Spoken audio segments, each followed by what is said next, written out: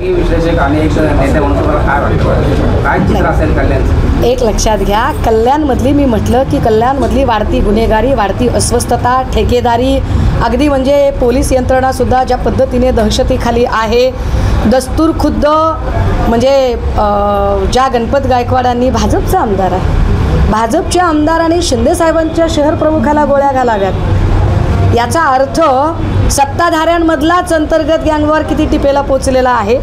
अशा सगळ्या परिस्थितीमध्ये मला निश्चितपणे वाटतं की नक्कीच येणारी निवडणूक ही श्रीकांत शिंदे यांच्यासाठी इतकी सोपी असणार नाही जितकी सोपी त्यांना मुख्यमंत्री पुत्र म्हणून वाटत आहे। कारण मुख्यमंत्री स्वतःचं प्रोजेक्शन कितीही शेतकरी पुत्र म्हणून करत असले तरी श्रीकांत शिंदेंचं प्रोजेक्शन ते शेतकरी पुत्र म्हणून करू शकणार नाहीत। श्रीकांत शिंदे हे एका अत्यंत गर्भश्रीमंत आणि पक्ष फोडण्यात तरबेज असणाऱ्या मुख्यमंत्र्यांचे चिरंजीव आहेत। एबीपी माझा, उघडा डोळे बघा नीट।